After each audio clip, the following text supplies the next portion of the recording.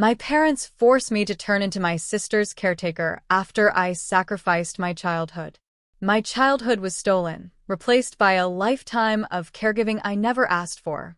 So imagine my absolute shock when my parents tried to force me back into that role. But this time, I wasn't just saying no. I called Adult Protective Services on them. So here I am, 25 years old, and I've been living in my own place for 3 blissful years. A ground floor flat, just the way I like it. I worked my absolute butt off to get here, to afford this freedom. My older sister, Holly, she's 32. She has cerebral palsy and learning disabilities, which means she needs constant, round-the-clock care. My parents, they've been her caregivers her entire life. And honestly, my entire childhood revolved around Holly's needs. I mean, I never had a birthday party because Holly couldn't handle the noise. Sports? Forget about it. My parents couldn't drive me and watch Holly at the same time. Having friends over was a non-starter. Holly needed quiet. Even our family vacations were to the same handicap-accessible cabin, 2 hours away, because Holly couldn't cope with change. The second I turned 18, I was out. I swear, I packed my bags that very day.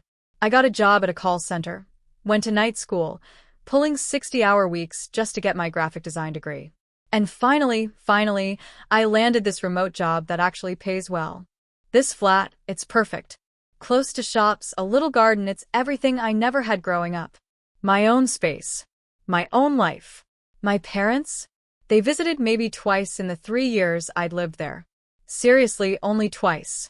The only calls I ever got from them were when they needed me to watch Holly so they could go to a doctor's appointment or grocery shopping. And every single time, like a fool, I said yes. Even though Holly would scream the entire time, throwing things at me because she hated change. It was exhausting. Then, about 6 months ago, my dad started making these weird comments. Like, your flat would be absolutely perfect for Holly. All one level, wide doorways, accessible bathroom. He'd just keep pointing out modifications I could make for her wheelchair. I just laughed it off. I thought he was making casual conversation. Harmless. But then my mom started chiming in, asking about my work schedule, how flexible it was, if I could work while caring for someone. I mean, seriously? I told her I was perfectly happy with my current situation and quickly, deliberately, changed the subject. Then, 2 months ago, they invited me for dinner. It wasn't a dinner, it was an ambush. A full-on, emotional ambush. They'd already spoken to Holly's social worker about transferring her care to me. They'd researched government assistance I could get. They even had a plan for modifying my flat with grant money. This whole elaborate scheme about how I'd take Holly during the week and they'd take her on weekends. I was absolutely floored. My response? A resounding, absolutely not. My mom, of course, started crying. We're so tired, she wailed. We've given up everything for Holly, and now it's your turn to help. My dad, ever the charmer, told me I was being selfish. That I was living alone in a flat that could house Holly, while they were struggling. I looked at them, completely stunned. I already gave up my entire childhood for Holly, I reminded them. No dance classes, no sleepovers, no college visits. Everything was about Holly. And you know what they said? That was different. You were a child then, you didn't understand sacrifice. Now you're an adult, and you need to step up. My blood ran cold. I left right then and there. I didn't speak to them for 2 weeks. I just couldn't. That's when their campaign of terror began. And I'm not even exaggerating.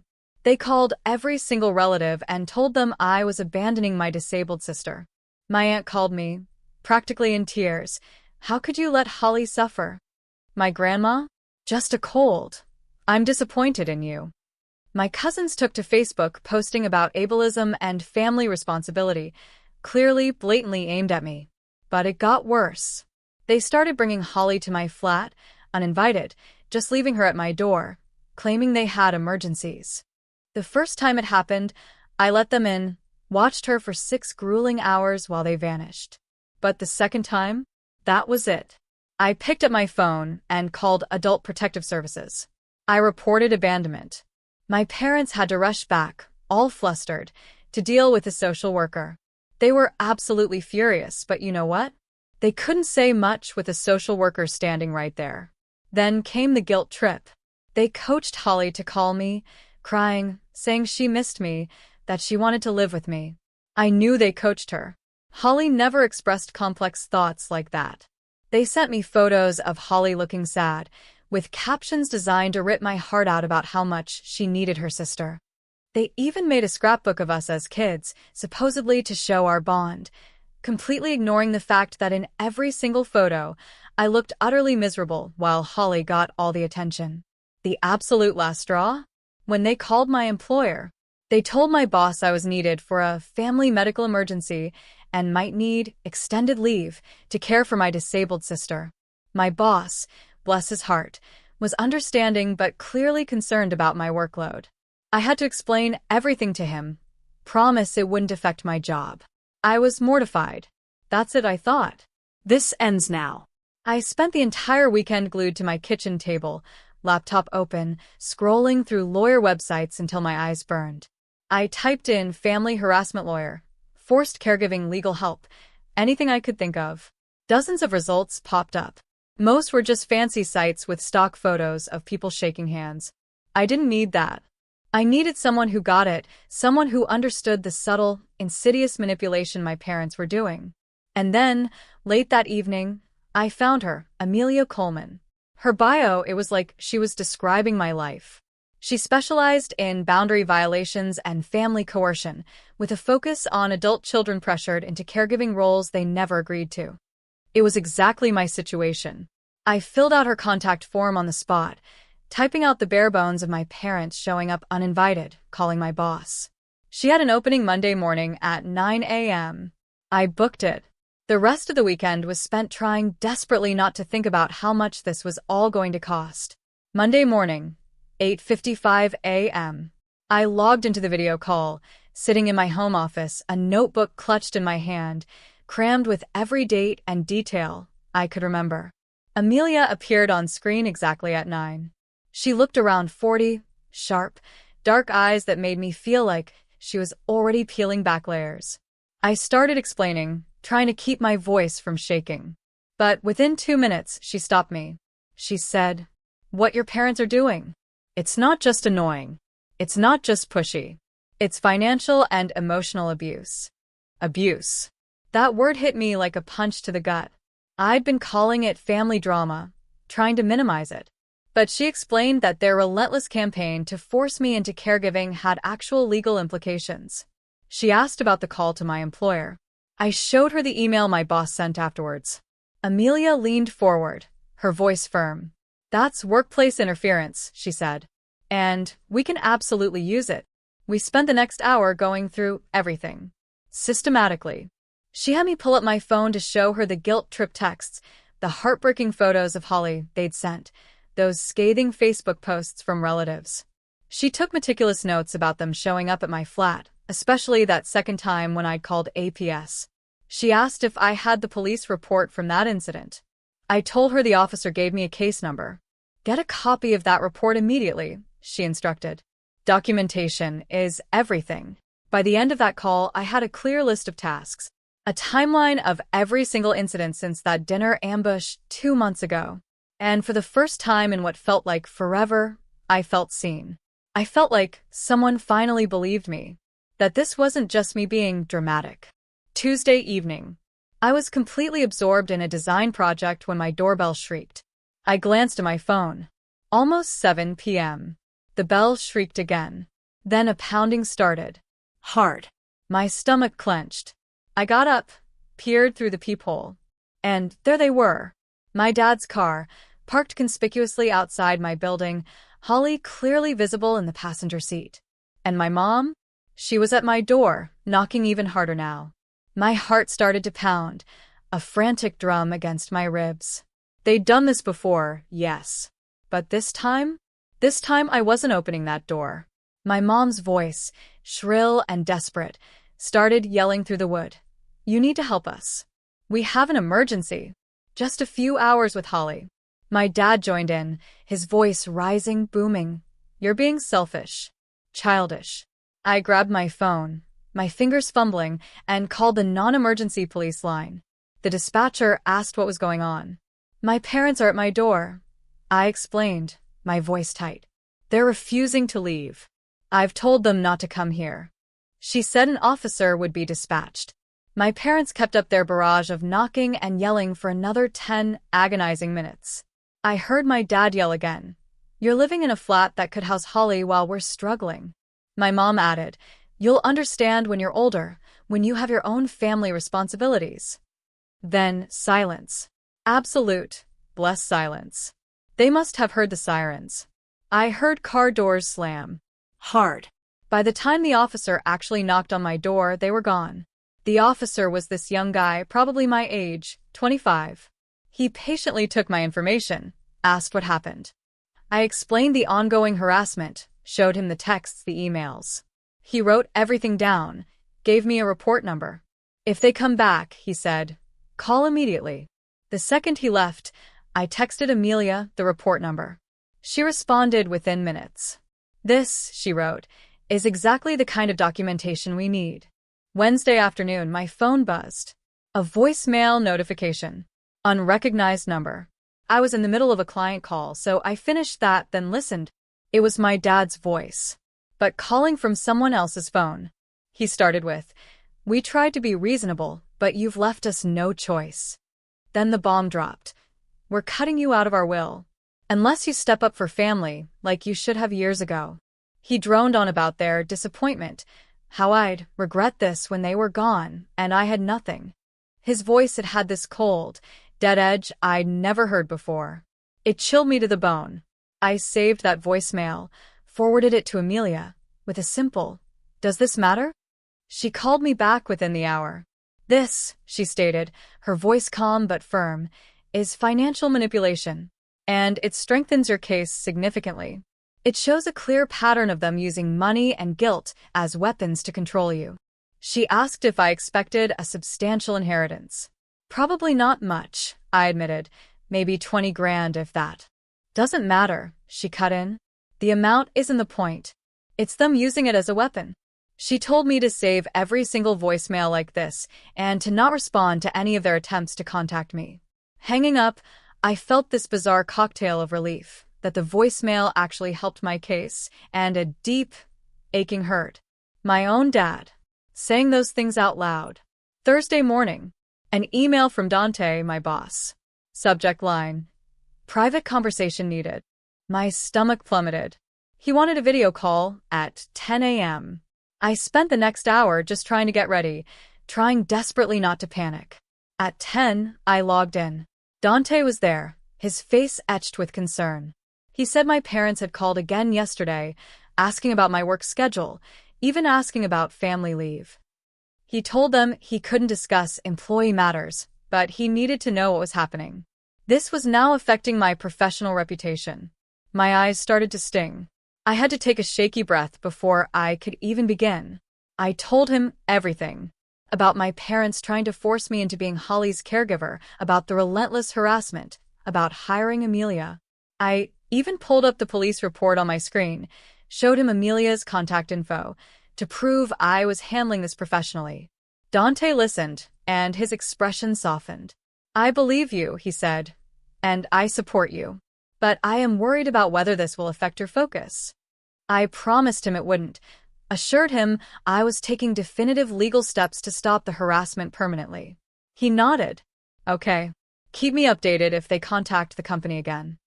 After the call, I just sat there, shaky and spent. I'd almost cried in front of my boss. And it finally sank in. My parents weren't just attacking my personal life anymore. They were actively trying to mess with my career. Friday night, around 8 p.m., my phone rang. Unknown number. I almost didn't answer. But some instinct, made me pick up. It was Suzanne, my mom's sister. And she launched right into it. She'd been at a family gathering, heard what was happening. She couldn't believe I was abandoning Holly when our parents gave up everything. She said the whole family was talking about how selfish I was. She wanted my side, but honestly, she added, I don't see how you can justify this. That familiar wave of guilt started to wash over me, threatening to drown me. But then, Amelia's words echoed in my head. Don't engage emotionally. Take a breath. And that's what I did. I calmly, factually explained my timeline, my childhood. No parties, no friends. My parents' ambush. Them leaving Holly at my door. The APS calls. The police report from Tuesday. Suzanne went utterly quiet. A long, heavy silence. Then she said, I need to think about some things. She sounded different. I remember some stuff from when you were growing up, things I didn't really think about at the time. She asked if she could call me back in a few days. Yes, I managed. After we hung up, a tiny, fragile spark of hope flickered within me. Maybe, just maybe, one family member might actually see me. The following Monday, I met Amelia at her office to file the cease and desist letter. Her office was in this old downtown building, all wood paneling and towering bookshelves filled with legal tomes. We sat at her conference table. She handed me the letter she'd drafted. 2 pages long. Every single incident of harassment, the uninvited visits, the workplace contact, the sickening social media campaign, the financial threats. It was all there. The letter demanded my parents stop contacting me, stop contacting my employer, stop showing up at my home. It laid out the potential legal action, including restraining orders, if they didn't comply. Reading it made everything feel so suddenly, terrifyingly real. So incredibly serious. Amelia asked if I wanted any changes. No, I said, my voice barely a whisper. It covers everything.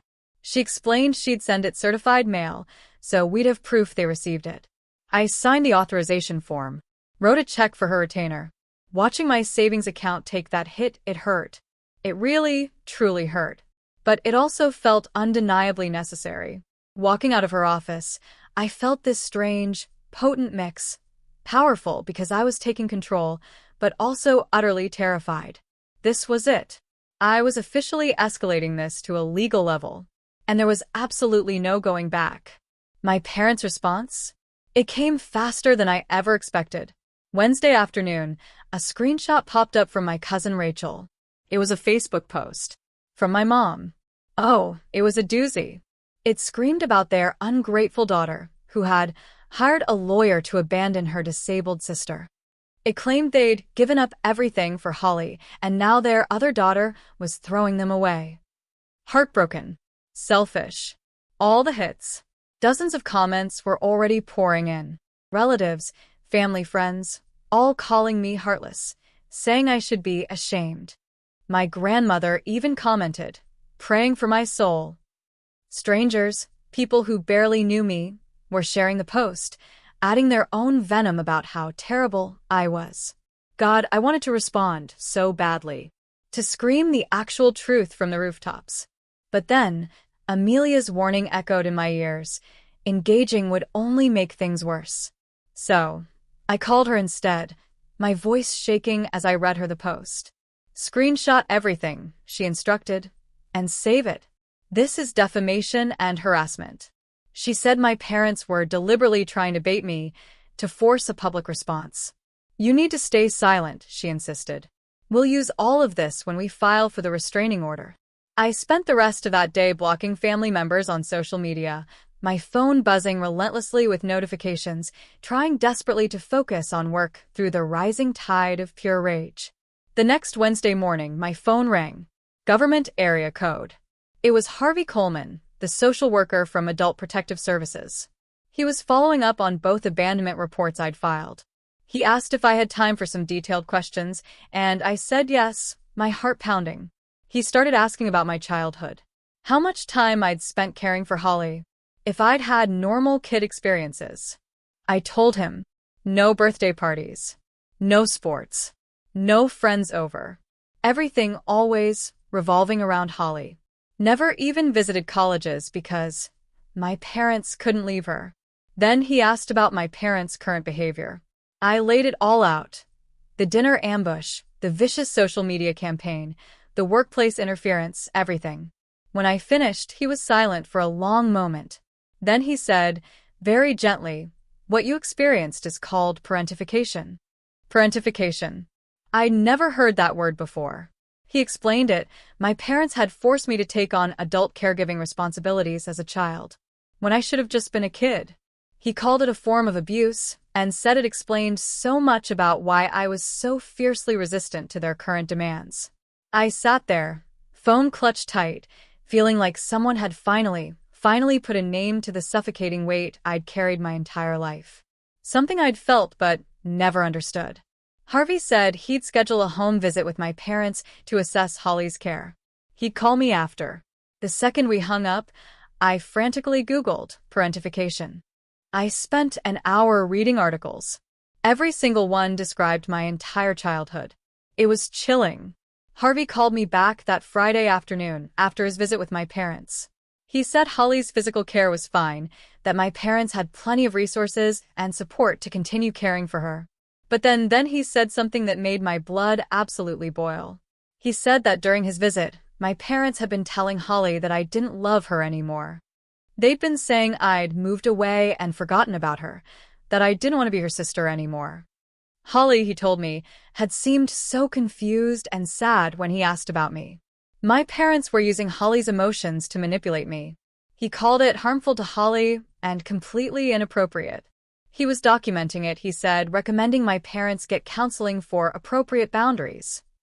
I thanked him, my voice tight, and hung up. Then I just sat there, shaking with pure rage. It wasn't just harassment anymore. They were actively messing with Holly's head just to punish me. Holly didn't understand. They were making her believe I had abandoned her. I immediately texted Amelia, explaining what Harvey had said. Her response was quick. Another piece of evidence showing their manipulative behavior. We have a strong case now. Are you ready to file for a restraining order? I typed back, yes, without a single, solitary hesitation. That weekend, I became a documentation machine. Every single Facebook post my parents made, screenshot. Timestamp visible. Every vile comment from relatives calling me heartless, saved. Every nasty, unsolicited message from strangers who somehow tracked down my personal accounts into a dedicated folder on my laptop. I built a meticulous timeline starting from that dinner 2.5 months ago where they ambushed me. Dates and times for every uninvited visit, every call from a guilt-tripping relative, every manipulative incident where they tried to force Holly on me. The police report from when they abandoned her at my door? In the folder. That chilling voicemail about cutting me out of their will? Saved in 3 different places. By Sunday night, I had a document that was 20 pages long. 20 pages, detailing exactly how my parents had been harassing me since the moment I dared to say no to their demands. Amelia called Monday morning to check in. It's done, I told her, my voice tired but firm. The documentation is finished. She asked me to email everything over so she could review it before we filed the restraining order. I spent an hour painstakingly organizing all the files, double-checking everything, then hit send. 2 hours later, her call came. The evidence, she said, her voice impressed, is solid. She told me the social media posts alone showed a clear pattern of harassment and defamation. And adding in the workplace interference, the physical intrusions at my flat? That, she said, made an unassailable case. We scheduled our appointment for Thursday to finally file the paperwork. Friday afternoon, my phone rang. I was trying to focus on a client's logo design, but it was Suzanne, my aunt. I almost let it go to voicemail. I braced myself for another round of yelling about abandoning Holly. But something, again, made me pick up. She started talking before I could even get a word out. I've been thinking about our last conversation all week, she began. And then, I called Harvey. She'd called the social worker. She asked him about his assessment, what he found during his visit. He told her about the parentification, about my parents telling Holly I didn't love her anymore. Suzanne paused. A long, emotional silence. Then a quiet, I'm so sorry. She said she'd been at my house plenty of times when I was a kid. And now she remembered. How I never got to do anything normal. How every family gathering revolved around Holly. How nobody ever asked what I wanted. The whole family, she realized, had enabled my parents' expectation that I'd sacrifice my life for Holly, just like they had.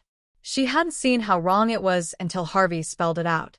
And then she said something that broke through all my defenses. I felt tears streaming down my face. "If you need a character witness for any legal stuff," she offered, her voice cracking, "I'll do it. I'll tell the truth about what your childhood was really like." I thanked her, probably 5 times, my voice thick with emotion. When I hung up, a profound sense of relief washed over me. A true, genuine spark of hope. Maybe I wasn't completely alone after all. Tuesday evening, the following week. My doorbell rang. I checked the peephole. It was my dad. Alone. He looked awful. His clothes were wrinkled. His eyes had these dark, bruised circles like he hadn't slept in days.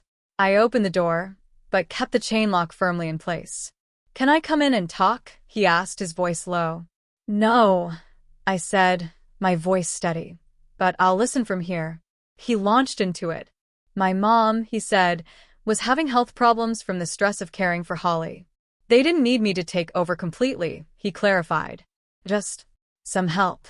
He looked so utterly defeated, standing there on my doorstep, that for a fleeting second, I almost felt a pang of sympathy. "Dad," I said, "there are professional care options. Respite services. They can give you breaks without putting everything on me." His entire face twisted. It was instantaneous. He turned furious. "You're trying to throw Holly away like garbage," he roared. "We raised you better than to abandon family when things get hard." My own resolve hardened. "I already gave up my entire childhood," I told him, my voice firm. "I am not doing it again." I shut the door. While he was still talking, the chain lock clinked into place. Thursday morning. My first therapy appointment with Natalie Pute. Her office was in this beautiful old house, converted into a cozy practice. I filled out the intake paperwork, my hands trembling a little, then we talked for almost an hour. I poured it all out. Holly, my parents, the relentless pressure, the insomnia, the constant urge to check my phone, dreading the next nasty message, the next guilt-tripping relative. She asked about my childhood. I told her the same stories I'd told Harvey: no birthday parties, no sports, no friends. Everything always about Holly. Natalie said something that it just clicked. It stuck with me. She said, "Your guilt about Holly isn't rational. You were a child. You had no choice in any of it. And then, your parents are repeating the same pattern now, trying to sacrifice one daughter's well-being for the other." She looked at me, her gaze gentle but firm. "The fact that you feel guilty about protecting yourself shows how deeply they conditioned you to put Holly first no matter what." We scheduled weekly appointments. I left that day feeling lighter. Like, maybe, just maybe, therapy could actually help me unravel all of this. The following Monday, Harvey called with news that completely floored me. During his assessment, he told me he'd asked Holly directly what she wanted. Not what my parents wanted for her, but what Holly herself wanted. And Holly had told him she was interested in living in a group home setting with other people her age. She'd been watching TV shows about people with disabilities living independently, and she wanted to try it. Harvey said my parents had never once asked Holly what she wanted. They just assumed she'd be terrified of change, that she needed to stay with them forever. But Holly told him she was tired of being home all the time. She wanted to meet new people. I sat there, phone pressed to my ear, feeling this bizarre, powerful mix of relief and white-hot anger. Relief that Holly actually wanted something different. Anger that my parents had never, ever bothered to ask her, and had just blindly assumed I'd pick up their mantle without question. My parents found out about Holly's conversation with Harvey by Wednesday. How do I know? Because they went completely insane on social media. My mom posted this epic rant about how I'd poisoned their daughter against them, how I'd manipulated a social worker to steal Holly away and destroy their family. The post included my full name and the name of my graphic design company. By Wednesday afternoon, I was getting messages from complete strangers. People I'd never met were telling me I should be ashamed, that I was a terrible person for abandoning my disabled sister, that I deserved whatever bad things happened to me. My anxiety went through the roof. I couldn't focus on work. My phone became a constant source of dread. I checked it every 5 minutes for new hateful messages, new comments. I called Amelia in a total panic. "Screenshot everything," she told me, her voice sharp. "Add it to the documentation. This social media campaign is harassment and defamation. It makes our case for a restraining order even stronger." Tuesday morning, an unknown number again. I answered, wary. It was the security guard from the building where my company's main office is located. "Two people here," he said, sounding harried. "Demanding to speak with you. Claiming to be your parents." They'd found the company address online and driven over, even though he'd told them I worked remotely. He asked if he should let them up. "Absolutely not," I said, my voice tight. "Please tell them to leave." He said they were refusing. Getting loud. I had to call the building manager, explain that my parents were harassing me, that I was filing a restraining order. The manager was professional, thankfully. But I felt this overwhelming wave of embarrassment. Like I was dragging all my toxic family drama into my professional life, making it everyone else's problem. 20 minutes later, the security guard called back. My parents had finally left. Only after the manager threatened to call the police. Thursday afternoon, Amelia and I met at the courthouse to file for the restraining order. I carried a folder that was almost 3 inches thick. It contained everything, screenshots of every hateful social media post, every nasty message. The police report from when they abandoned Holly. Documentation of them harassing my employer. A written statement from Suzanne about my childhood. And a letter from Harvey, detailing his findings on parentification and Holly's own wishes. The court clerk processed the mountain of paperwork. Amelia submitted everything to the judge. We waited. 2 agonizing hours. Then we were called into a small office.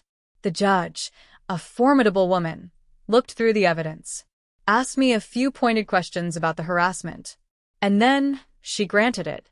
A temporary restraining order. A full hearing was scheduled for 2 weeks out. Walking out of that courthouse, I felt a strange, heavy mix of grief and overwhelming relief. I was legally separating myself from my parents.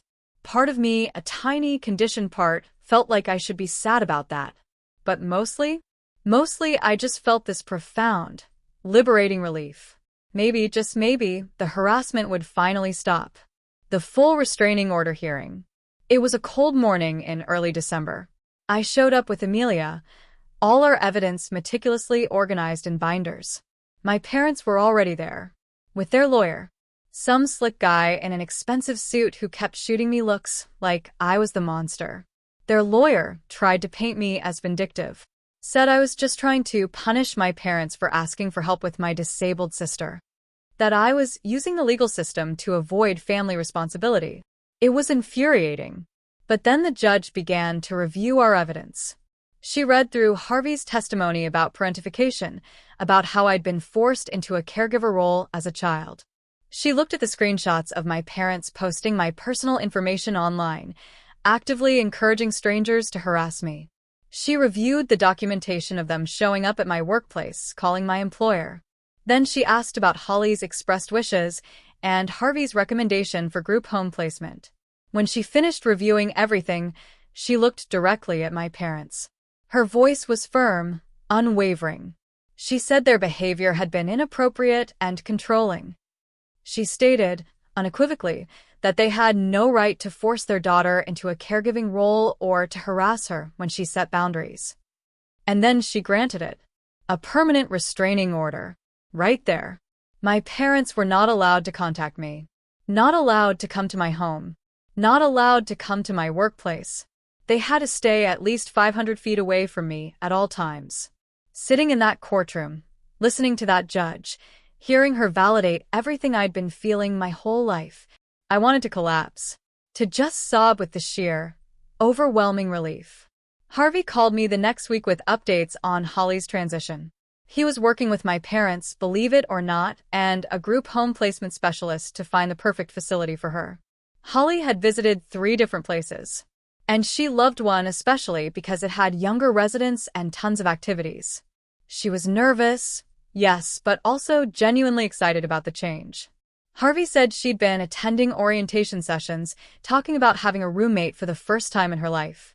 He even mentioned Holly had asked about me during one session. He'd explained to her that I cared about her, but I just needed some space from our parents right now. Hearing that Holly was actually happy about this move, it hit me. A wave of bittersweet emotion. Good, because she was finally getting opportunities to be independent, to make friends. But profoundly sad because she should have had these chances years ago. Instead, she was kept isolated at home. All because my parents assumed she couldn't handle change. Holly moved into the group home 2 days after Christmas. And I kept seeing Natalie every single week through January.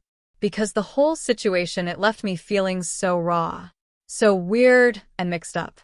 Some days, I felt this incredible, liberating relief. The harassment had finally stopped. I could go back to my normal life without checking my phone every 5 minutes, dreading another angry message. But other days, the guilt would hit hard. Like, maybe I should have tried harder to help my parents. Maybe I should have found some middle ground that didn't end with a restraining order. Natalie, bless her, kept reminding me that guilt wasn't based on anything real. She explained that my parents had conditioned me from childhood to feel responsible for Holly's happiness, for their stress. And just because that conditioning was deeply ingrained, didn't make it true or fair. She walked me through all the times I'd tried to set boundaries, tried to suggest alternatives, and how my parents had just shut me down, manipulated me into backing off. During one session in mid-January, I told her I kept replaying all those years, taking care of Holly as a kid. Am I a bad person, I asked, for not wanting to do it again as an adult? Natalie looked at me, her eyes kind. You were never supposed to be Holly's caregiver in the first place, she said softly. Children shouldn't raise their siblings. And choosing not to repeat an unfair pattern doesn't make you selfish or cruel. She helped me understand that my parents had their own deeply rooted problems with control and martyrdom. Problems that had nothing to do with me. And protecting myself from their dysfunction? That was healthy. Even when other people, even when my own family screamed that I was wrong. Susan called me again in late January. Asked if I wanted to meet for coffee near my flat. I was so nervous. Even though she'd apologized, a part of me still braced for another guilt trip. Another attempt to talk sense into me about family. But when I got there, she ordered us both drinks, and then, in this quiet, serious voice, she started talking about my mom's childhood. Our grandmother, she said, was exactly like my mom. Always creating some crisis, some emergency, making herself the center of attention, making everyone else responsible for fixing her problems. When your mom was growing up, Suzanne explained, Grandma would get sick or upset anytime someone tried to be independent. And the whole family had to drop everything to tend to her emotional needs. My mom, Suzanne realized, had learned to gain importance and control by being the person who sacrificed everything. And now she was doing the exact same thing, turning Holly's care into this impossible, all-consuming burden that defined her entire identity. Suzanne was clear. This didn't excuse how my parents treated me or make their behavior okay, but it helped her understand why they couldn't see how unfair they were being. Your mom, she told me, genuinely believes that suffering for your family is the only way to prove you love them, and she just couldn't fathom why you didn't want that same life. Hearing about that deep, generational pattern, it made me feel sad for my mom in a way I hadn't before. Like she was trapped in a cycle she didn't even recognize. But it also solidified my conviction. It made me more sure that I'd done the right thing by breaking away. I didn't want to pass that same dysfunction down to anyone else. In early February, Harvey called. He'd arranged for me to visit Holly at the group home. If I wanted to see how she was settling in. I was so nervous driving over there. What would I find? Would Holly be angry at me for not taking her in, like our parents wanted? But when I walked into the common room, there she was, sitting with another woman her age, watching TV. And when she saw me, her face lit up. She wheeled over, started talking a mile a minute. About her new roommate. The art class she joined. The staff member who was helping her learn to make her own breakfast choices. She took me to her room, proudly showing off how she'd decorated it with posters and photos. I picked everything myself, she beamed. She introduced me to 2 different staff members, telling them, "This is my sister," in this incredibly proud way that made my chest feel tight with emotion. We sat in the common area for almost an hour. We had an actual conversation about her life, the activities she liked, the residents she was befriending, what foods she wanted to try. It felt completely different. Different from all those years of just managing her needs, just trying to keep her calm. For the very first time, we were talking like two real people, not caregiver and patient. And in that moment, I realized something profound. I had never truly known Holly as a person before. Not until now. By early March, I'd fallen into a new rhythm, a new, peaceful routine. I saw Holly every other week at the group home, and I had coffee with Susan once a month. My parents? They were completely out of my life, thanks to the restraining order. And honestly, most days I didn't even think about them. I still had my therapy sessions with Natalie every 2 weeks, though, because some days, that insidious guilt would still hit me hard, usually triggered by something totally random, like seeing a family at the grocery store or hearing a song that reminded me of my childhood. On those days, I'd feel this ache of sadness about the family rupture, wondering if there was some other way I could have handled everything. But Natalie, always patient, always firm, would walk me through the facts, reminding me that I'd tried boundaries. I'd offered suggestions. I'd attempted compromise. And my parents? They'd responded with harassment and manipulation every single time. She helped me truly remember I'd worked incredibly hard to build this independent life, and I deserved to keep it without sacrificing myself again. Holly, my sister, was genuinely happy in the group home. She had choices. She had community. She had staff who treated her like a capable adult, not a permanent child. I realized I could never, ever have given her that kind of life, even if I'd let my parents move her into my flat and spent every day managing her care. The restraining order, it wasn't just a piece of paper. It meant I finally had peace and safety in my own home for the first time, truly ever. This journey was one of the hardest things I've ever been through. It forced me to stand up for myself against the very people who were supposed to protect me. But I found my peace. I found my boundaries. And I found my sister, truly, for the first time. What about you?